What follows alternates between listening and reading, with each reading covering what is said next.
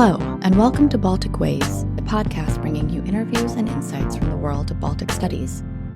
I'm your host, Indra Ekmanis. And I am your co-host, Gardner-Gill. And we are excited to bring you a new slate of podcast episodes this upcoming season. But before we do that, we wanted to take the opportunity to learn a little bit more about each other as co-hosts and give our listeners a chance to hear about our past Baltic studies and how the podcast came to be. Stay tuned.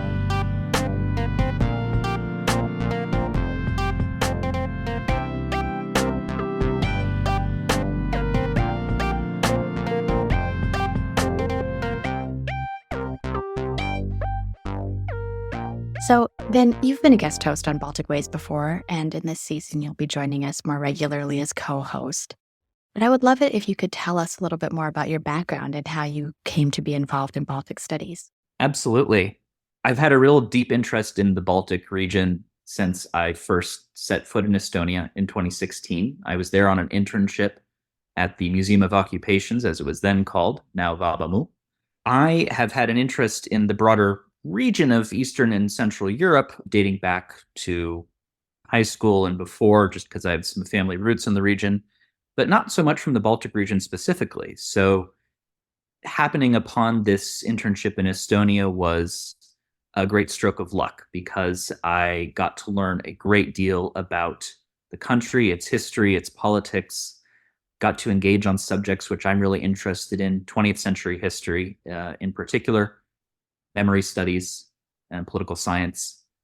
And what really was the start of what is now going to be a lifelong interest is meeting people and getting to know Estonian culture a bit and to make Estonian friends. And I've had the great honor of being able to return to Estonia and see some of those people again and stay in touch with others. I've also been to Latvia and Lithuania a couple times, most recently last year in 2023 for the Conference on Baltic Studies in Europe, CBSC in Kaunas. And yeah, that's where my interest comes from.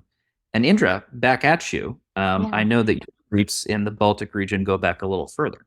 Yes, so my interest in Baltic studies is both personal and professional. My father, who was from Latvia, was a Baltic studies scholar, and he was involved in the Association for the Advancement of Baltic Studies. So I grew up sort of immersed in this world. All of my school projects growing up were certainly related to Latvia or the Baltic states. I remember very clearly a poster on the presidency of Dr. Vairavich Freiberga. I remember writing about Latvia's accession to the European Union, to NATO. But it was only really when I started to professionalize my research and scholarship that I suddenly had this realization that, of course, I could have gone in any other different academic direction. But I'm glad I stuck with Baltic studies, and I ended up at the University of Washington for graduate school. And that is where I really started to narrow my focus. My undergraduate degree was also in global studies, but at the University of Washington, I really started to think about identity formation in the Baltic states, in the diaspora, Russian speaker identity, post-Soviet identity, and the mechanisms of society and government that support that identity formation, and the way that we think about who we are and the languages that we speak and the nationalities that we perform depending on context. So, of course, this was, influenced by my own experiences in Latvia and as a member of the diaspora in the United States. But I was really fortunate to be at the University of Washington, where, of course, one of my main advisors was Dr. Guntis Šmitiens, who has also long been involved in the Association for the Advancement of Baltic Studies. And it was through his encouragement that I became more heavily involved in AABS, and now including leading the Podcast Initiative. And, I think Baltic studies is one of those unique fields where you really benefit from having an interdisciplinary lens. It allows you to connect with colleagues who are looking at kind of similar problems from a different perspective. And that's something that I find particularly interesting. And I think it's one of the reasons that Baltic Ways, our podcast, at least to me, is a really fascinating one, because you have many different entry points into the world of Baltic studies, whether you're interested in economics or culture, identity formation, politics, or cybersecurity, or whatever it might be. there are just so many ways to get at Baltic studies, so many ways to be connected to the field. And it's always really interesting to hear about another aspect of the region that maybe doesn't cross your research path on an everyday basis, but maybe has some lessons for the work that you do. So, yeah. But then tell me a little bit more about your involvement with the Association for the Advancement of Baltic Studies. Yes. So I serve as the Assistant Director for Outreach and Engagement. It's a part time position. So I run the association's social media. I have a hand in web development, the quarterly newsletter, the annual bulletin, which we work on together as well, and picked up the podcast guest hosting duties recently, which I was really excited for. I particularly was excited to add the podcast to my range of duties was exactly what you just said. It was to provide different entry points for people into Baltic studies. I've spoken with listeners who are coming from really different perspectives, folks who have a pretty similar background to me, maybe in 20th century history, maybe with an interest in politics, who come in from that angle. I also have turned on a couple of friends to this podcast who have no academic background in Baltic studies, right?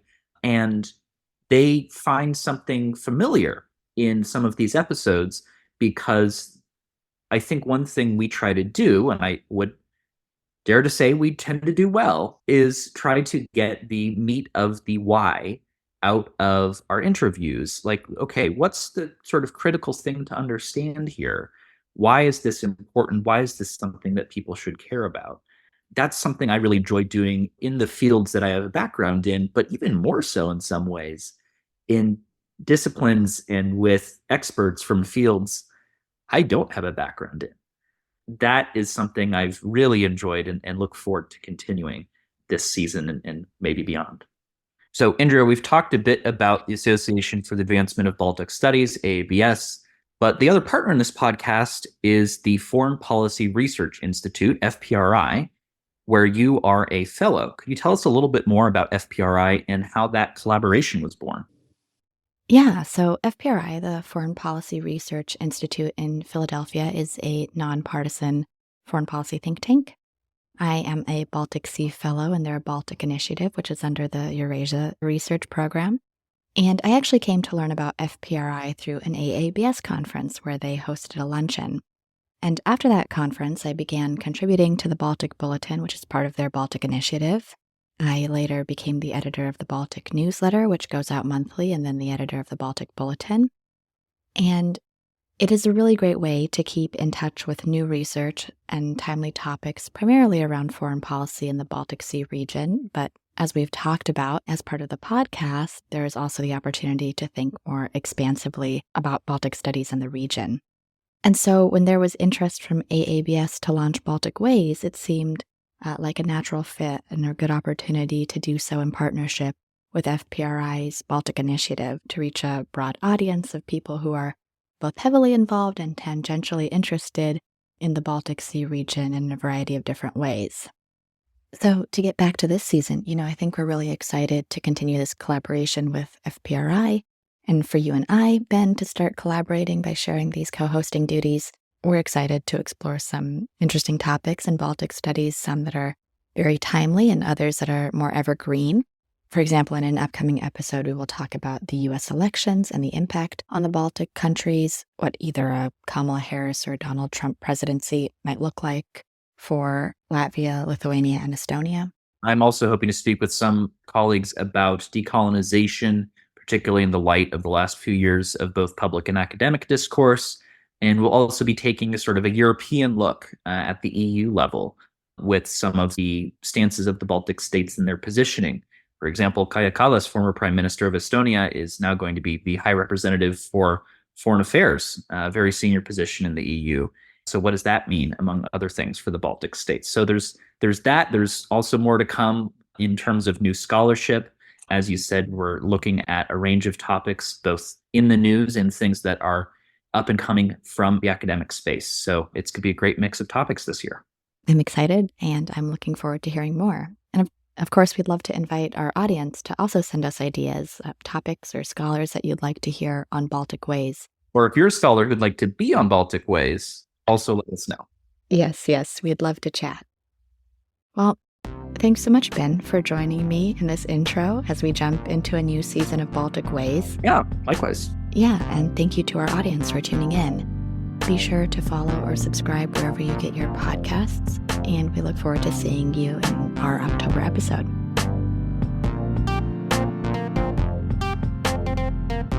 Thank you for tuning into Baltic Ways, a podcast from the Association for the Advancement of Baltic Studies, produced in partnership with the Baltic Initiative, the Foreign Policy Research Institute.